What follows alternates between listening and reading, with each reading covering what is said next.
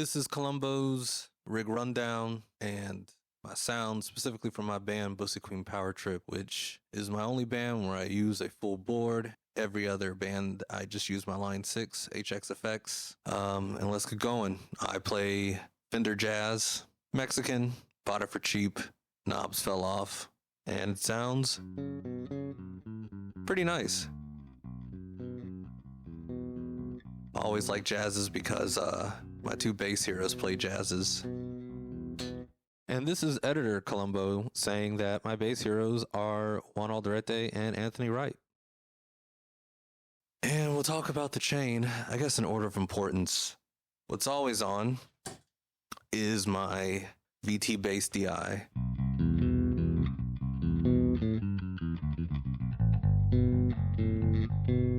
Also, one of my heroes once said that they always like to know the sound they're getting inside their, or sitting to the front of the house. And this DI is just always the same sound I record with it, doing the cap sim and whatnot. I've got a handful of settings on it that I like, but I generally keep it this. What you see in the picture, pretty much when you see in the picture is the settings that I use on these pedals. I don't really change them. Next most important is my zoom. I have two zooms, so I guess my bass zoom, it does even more tone shaping for me. So without it is what you've been hearing, and when I turn on all the little modules inside it, it doesn't sound too much different, but I think it interacts with my drives in a more pleasing, pleasant way. It also has my delay on. So I have four of the slots are taken up, four. The slots are taken up by always on tone shaping stuff. And then the last one is a delay, so I always have delay going. In this band, I am in Bussy Kween Power Trip. It is vocals, it is drums, it is bass. So I have a lot of room to make high-end stuff, make stuff loud. Next from there, we're going to talk about my my synth pedal, my C4 pedal. It's got a lot of sounds in it. You also see the upside down MIDI pedal that feeds it. For some reason, my MIDI pedal sometimes does not connect, and I just got to reboot the board. Don't know what's up with that. That just recently happened, but it allows me to go through my settings.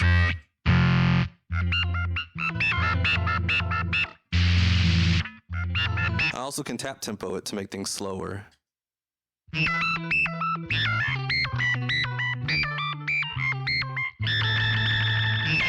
This is editor Kolumbo to say that this actually isn't clipping. I just have it set overdriven and dirty like that.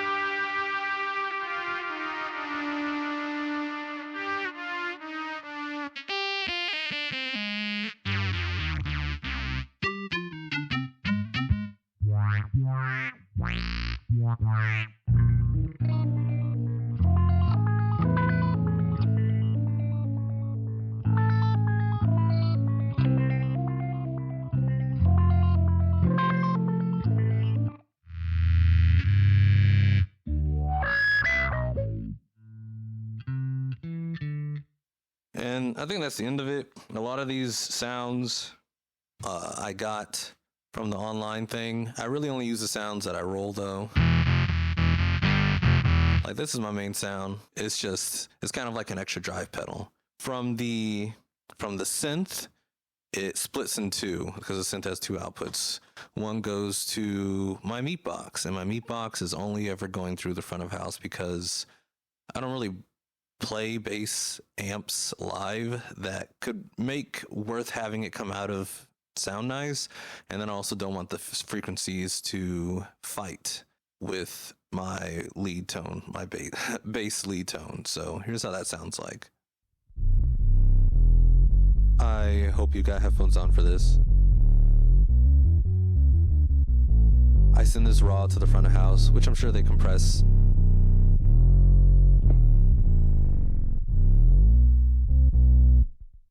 I've been told that it makes my bass kind of hurt or sound like death when I play it live. Meatboxes are, both my bass heroes use meatboxes. And there's now a few. Back when I got my first one, which is not this one, I have an original. They were not made, and only like the guy Mantic Effects made a Density Hulk, and that was that. But I managed to get one really cheap, and then like less than 6 months that I got it really cheap, they reissued it. So then I got that one, and that's straight to the front of house. From the synth to my actual signal, it goes into my bass whammy, which does whammy stuff.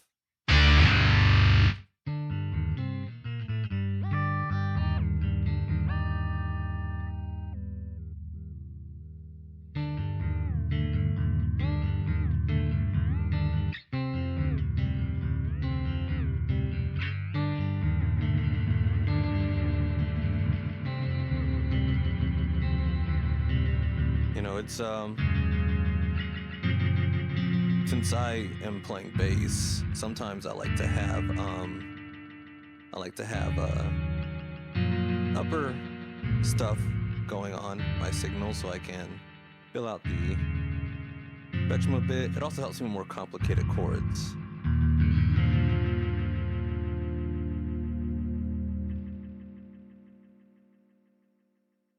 And you'll hear it later, but of course the actual whammy, I guess that's the pitch shifting side, the actual whammy side gets a lot of use. And with the synth, I'm able to do some more lead lines.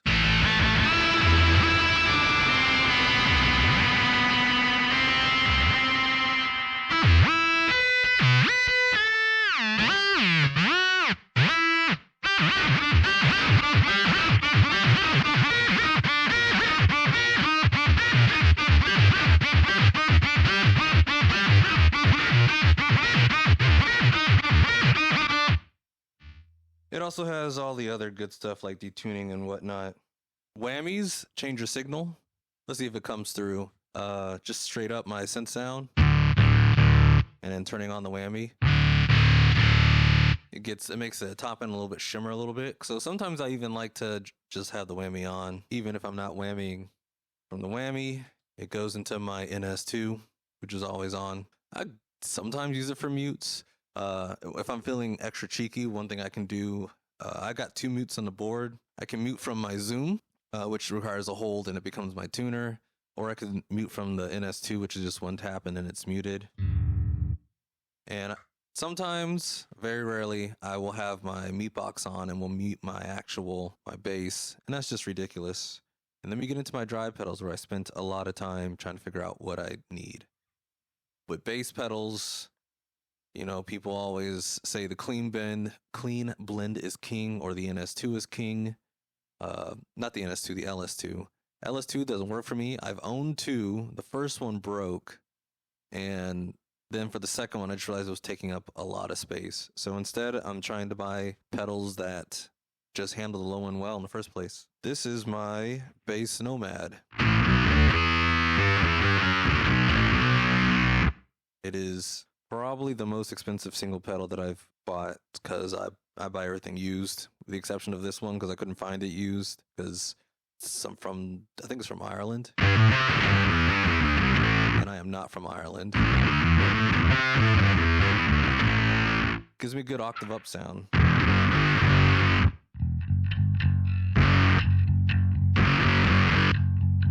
It's my most unwieldy pedal. It really changes my whole sound. It's hard. There's a clean blend on it, but honestly, it barely does anything because the fuzz side gets volume boost, and the clean blend is just your dry, unaffected. Well, not unaffected. There's a low pass on it, but your dry, non-volume boosted clean pedal. I really wish that the volume pedal was the fuzz volume and the clean blend pedal was the clean volume. And I could just independently set them and be good, but it is what it is. Moose Electronics, if you ever make an updated version, please let me know, because I would like that. And of course, I stack my sounds.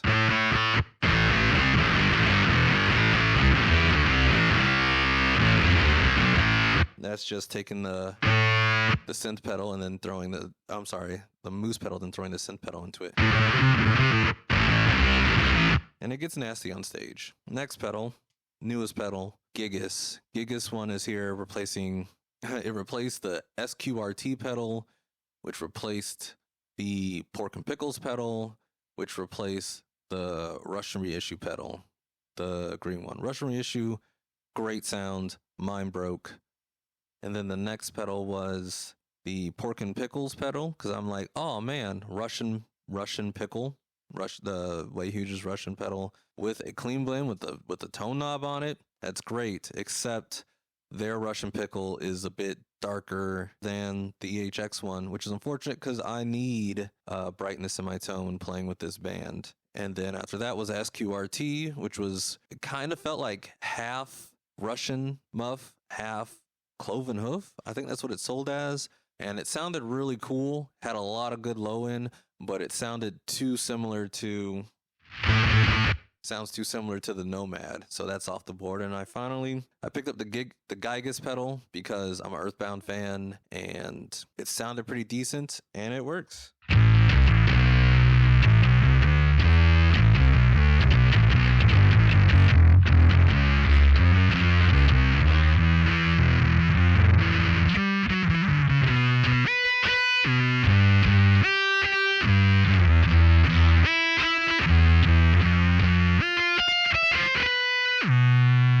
And of course, it's going to stack it with the Nomad. And stack it with the synth.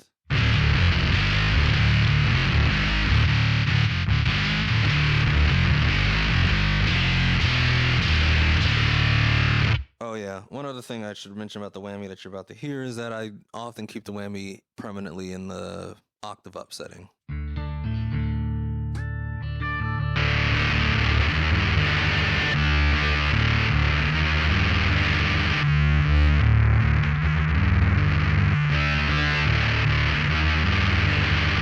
There's some settings on the inside of a Giygas pedal, so if you want one and try one, make sure you read the manual and adjust it eternally how you want it. Ironically, I have mine set in guitar mode because it works better. It kind of feels like it's almost at the Russian Reissue sound that I love, but it has a clean blend. I feel like the controls aren't the most intuitive. Yeah, they're not the most intuitive, and you'll find out when you get it, but I got it to a sound that I really enjoy. And I want to take a side about clean blends. For a bass player, clean blends aren't the be-all, end-all. Sometimes you just want a pedal that just has the low end in it, and you don't need to worry about the clean blend. Sometimes when you have a clean blend, it sounds like you have two separate signals instead of one unified sound, and I don't like when that happens. I feel like this pedal has the low end in it. I do like the clean blend just because, for this particular pedal, because I can dial in how much of like a synth sound can come through, and it's a little crunchy, and this is my main drive pedal that I use most of the time, so it's nice to get the synth boost in the drive, but also have the synth kind of clearly come through, because distorted synth is great, but too distorted, the audience may not really pick up that you're doing some synth stuff. After that pedal is this one with Dolan Duck on it. It's called a Flipster. It's really old.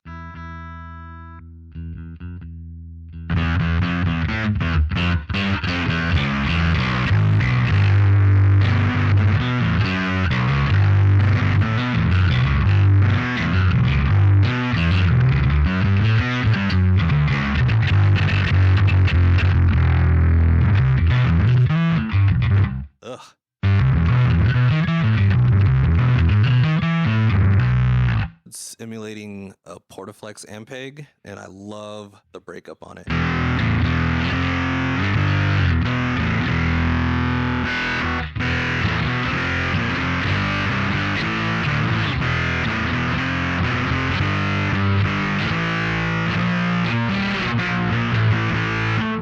unfortunately, it tends to kill my low end.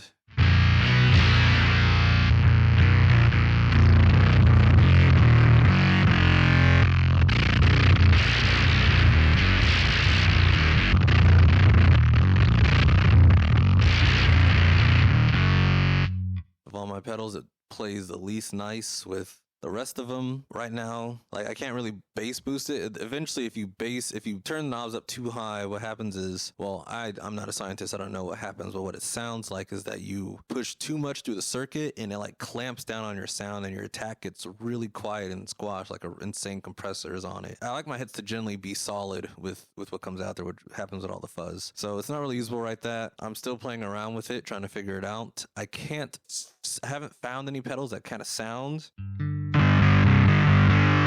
like it.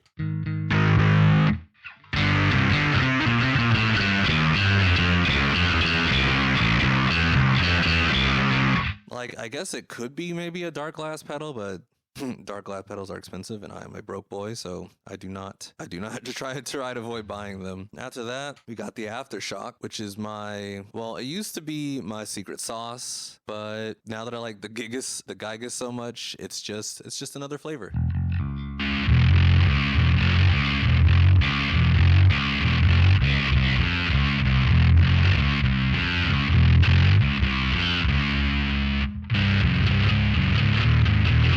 It's more like an overdrive, which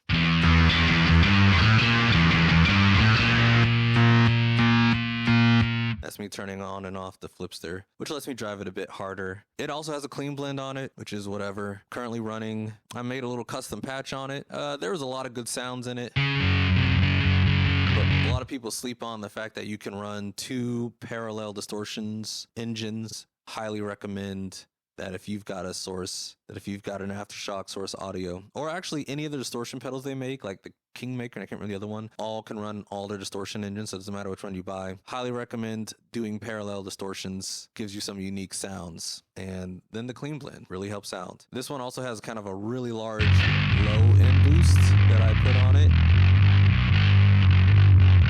but it's deep. I kind of even forget that it's there until I'm on stage and I turn it on or I hear it through the PA and it's like, oh yeah, that's right, I did that. So after that, all of that goes back to the NS2 to complete the loop. Then it goes into a bypass looper with my MS50, my guitar MS in there. Both my guitar and bass multi-stomps are running the firmware that lets you, well, actually, it's not even firmware. Somebody figured out how to import effects from one to the other.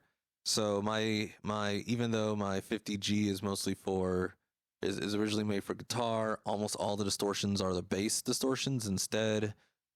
It has also the reverbs from the 70 CDR, and so it lets me do crazy stuff. This thing is a whole adventure in and of itself. This may take a really long time because I've made about 15 patches or so in there, and with the exception of a handful of like always in rotation, I just take sounds that I like in and out of the rotation. The patches are generally split between stuff that I throw on any distorted sound and ambient stuff that I put on between songs.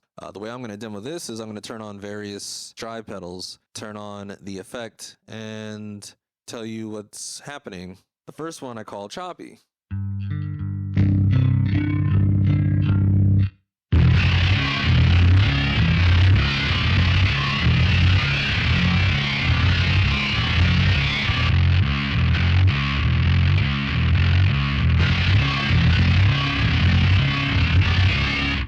That's a fun one. I'm still kind of reining that one in. The volume boost can be kind of all over the place sometimes. Then we got Woozy. For a while before you were able to flip the patches between the different multi-stomps, I wanted a phaser kind of thing, but it didn't have a phaser. Or my 70 CDR didn't have a phaser, so I made this patch, and I eventually could swap the patches around, and I had a phaser, but I still kind of like this a lot.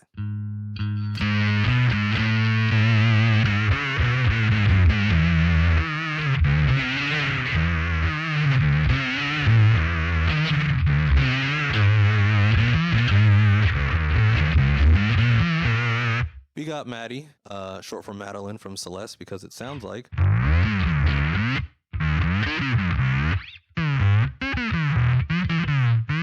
It sounds like the way they talk in that game and in other games. I know that's not the first time, but it's what I think of.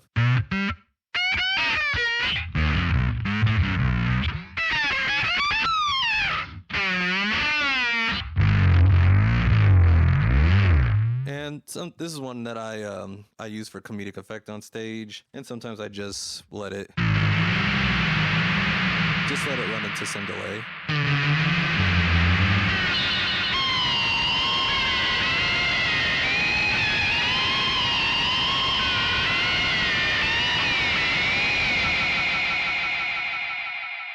We got soupy, which is meant to make my bass sound like soup.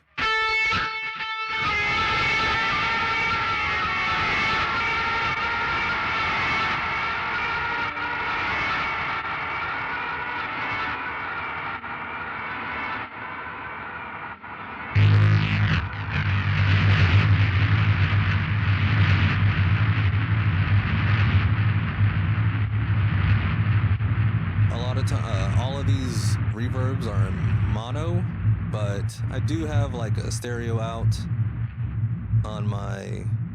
at the end of my chain, so sometimes I get to simulate a really big feeling. We've got silky, which is just like my chorus.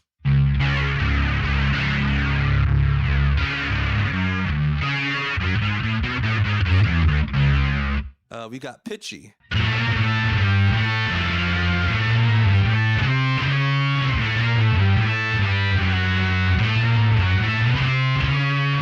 The pitch shifter on the zooms are not great.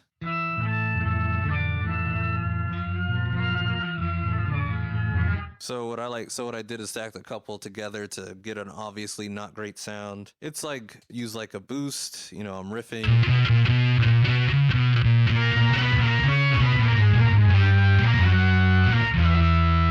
Scrunchy, what's scrunchy? Oh, so I just wanted to make a distortion sound. I don't think I'll use this too often live. Yeah, this sound is, there's no other drive on. It's just the scrunchy patch.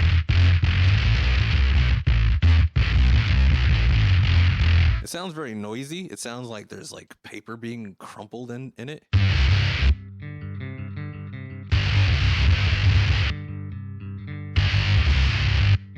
And the volume boost is kind of nuts, so I don't have a use for that one quite yet, but it's gonna come. Next is Jinx.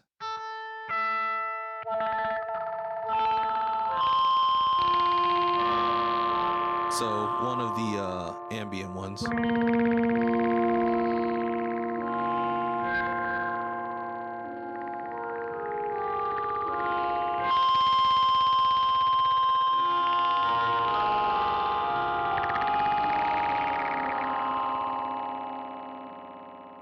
And one thing to talk about right now is that my zoom that's inside the loop, when I turn off the loop, all the trails go away.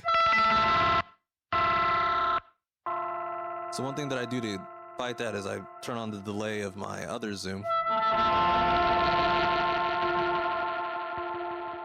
So I get a little bit of delay still from there.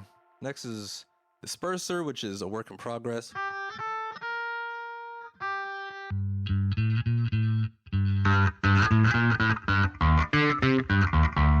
So we're going to take the Giygas and the synth, turn on the disperser. Not exactly doing what I wanted to do just yet. I got to reverse engineer how that disperser plugin works on here. Next is Boomy.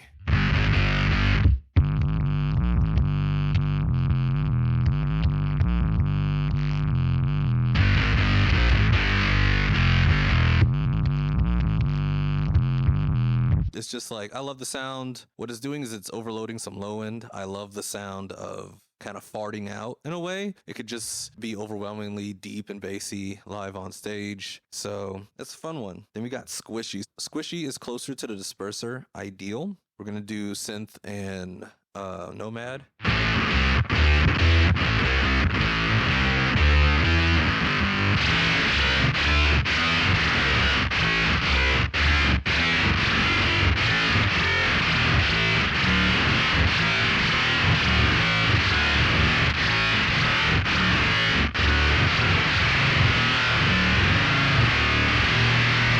So it has that wet squishiness to a sound. This one I can only really use for slower riffs because it gets too fast. If you play too fast, you kind of lose the attack a bit. Then we got, what is this, Rotee? R-O-T-E-E.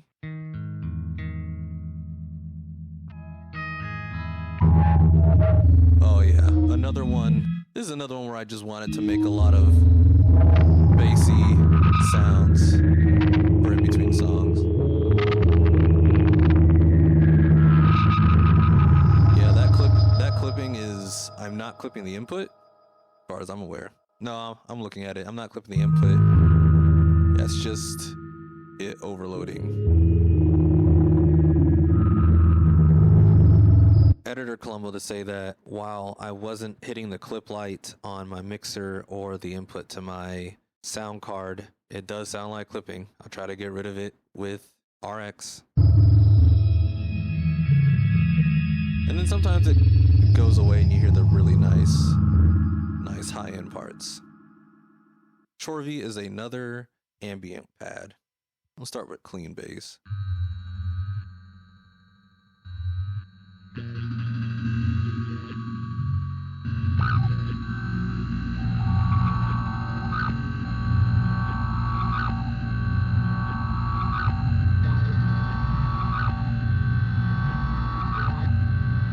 And then I'll add some drive.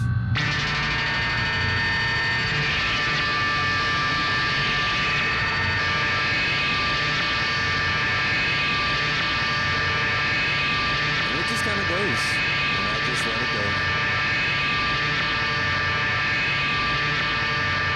Next is Smeary, and some of these, they sound kind of similar.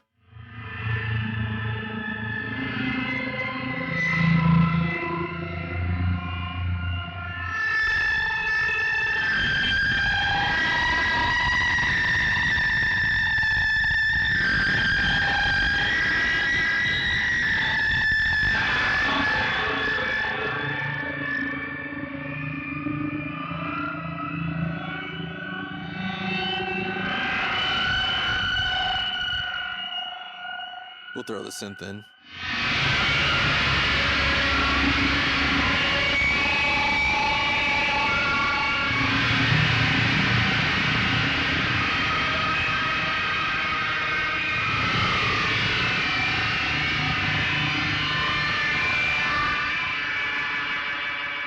Yeah, that's a really good one for, you know, in between songs. This is a work in progress one that's not done yet. Sorry, the delay was on from the...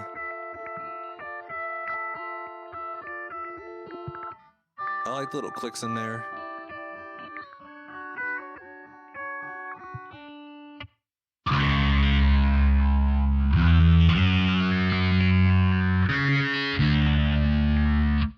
Not done yet. We got Warpy? This is Warpy.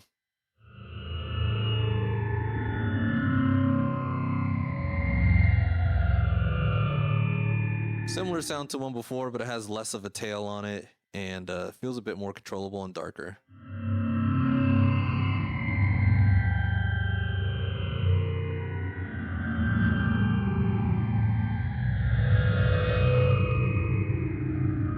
Boosty. This one's also work in progress. It's meant to take a clean sound. Boost the low end, add a really, really subtle, I think, envelope filter on it.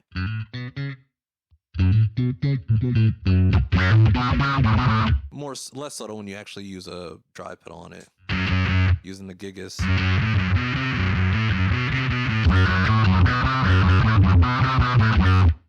Yeah, I think that one's gonna be kind of funny. Some of these effects are meant to be funny. This one's called Abyss. All of these are in my multi-stomp.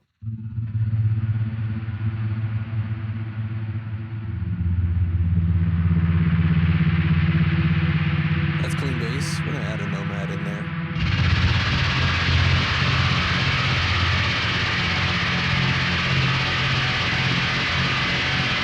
We'll just let that ride. I think I forgot to mention about the Nomad. I almost never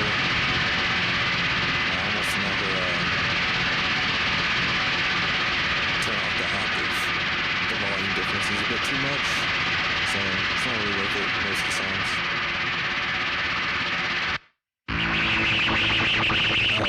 This one is not even named yet.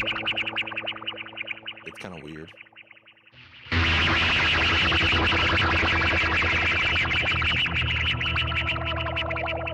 Clean sound.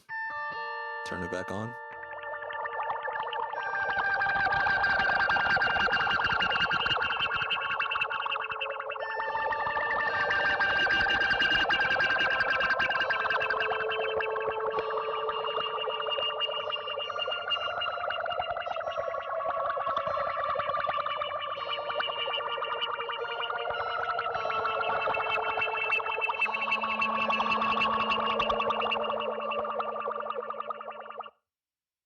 And that's all the sounds of the board. For those who lasted this long, we'll just do some common combinations that I use. One thing that I like to do is synth into Octave up and into the Giygas.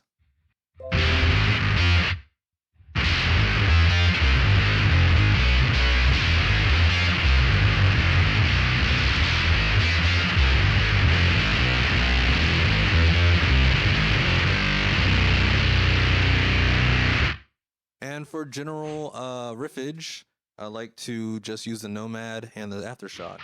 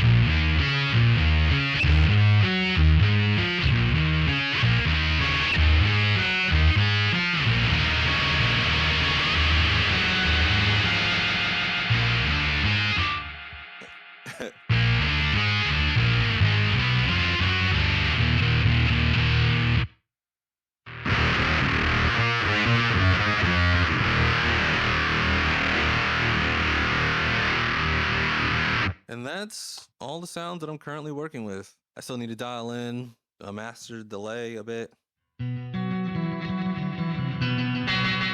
Sometimes I like it long. I like to have a lot of feedback, and sometimes I like it a lot shorter. It also just kind of depends. Oh, I guess there's one more sound. One of our songs end with if I played a 5-string, I would be hitting a 5-string. But since I don't, I have to use the octave down.